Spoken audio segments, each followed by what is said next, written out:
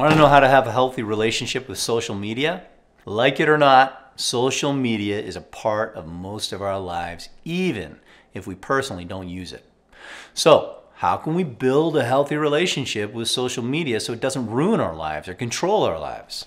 The first thing to do is recognize it's a tool. It's a way of communicating.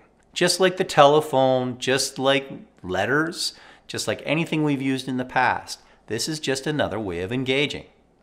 I remember my mom used to hate the television. I'm an older guy. And I was 16 before there was a television even allowed in my home. But my mom thought it was the most evil thing around. And it would suck us in, and we had very little control when we were around TV, right? So my mom put boundaries. This is step number 2, around our time spent watching TV. Place boundaries on how you use social media. Does your phone control all of your interactions? Is it constantly at your hip? Are you constantly interrupting conversations to check your phone instead of engaging with the person in front of you? You may have a problem. So, if that's the case, consider it. Consider how it interrupts you. What are the boundaries you need to put to keep you focused on what is most important? Don't allow social media to take your attention where you don't want it to go. Another way to do this, if you've put the boundaries in, then is to, number 3, use social media with a purpose. What is your intent? Are you using it to journal your life? Are you using it to reach out specifically to someone? Do you have a message to share with a group? Use it for those things. Are you trying to find some information?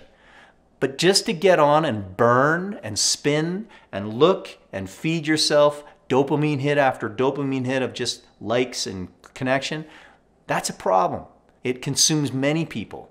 It is something we have to watch for. It's a problem in our society right now.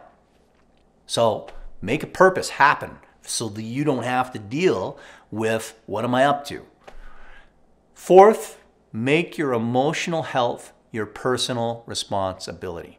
I find that we often look and think about things and we're like, well, I don't, this is just making this happen. And I use social media and it makes me feel so bad. This is what happens, right? Social media, you're seeing everybody all happy and all their pictures. They're going on great vacations. You're working away in a dark, cloudy place and you feel diminished by it. And it makes you feel less than and you're comparing yourself.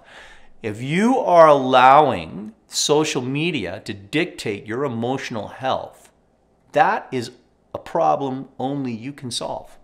Social media is not going to dive into your life and take control of you. You are opening yourself to it. So be responsible. Close yourself off if you need to.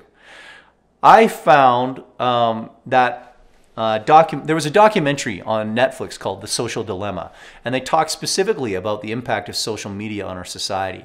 And it was really, really troubling when they began to get into how specifically all of these social media companies have looked into the ways that they can entice us to stay engaged on their platforms longer.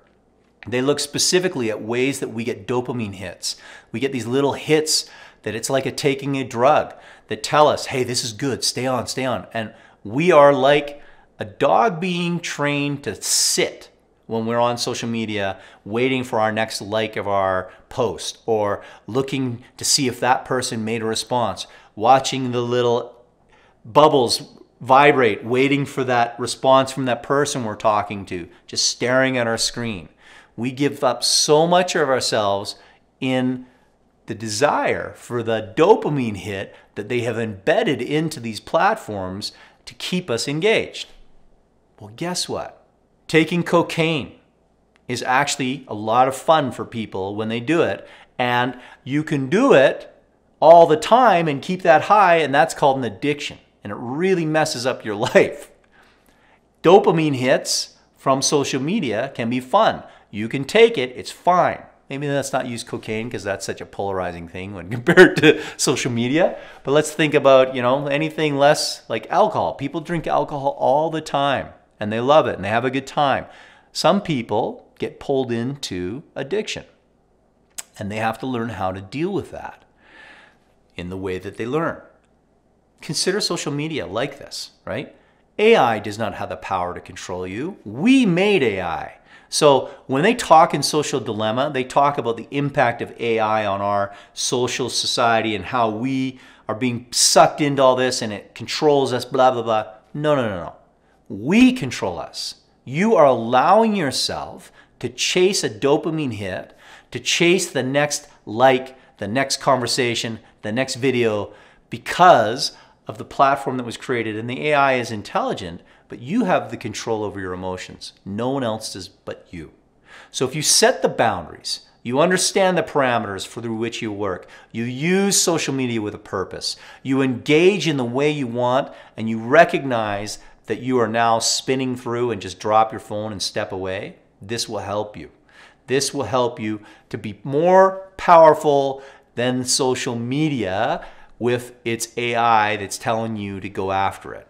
Because you're not relying on somebody outside of yourself, or you're not relying for a platform to tell you what to do. The moment you give that up, that's what I didn't like the most about the Social Dilemma, was it's absolving the responsibility of every individual out there for taking ownership of their life.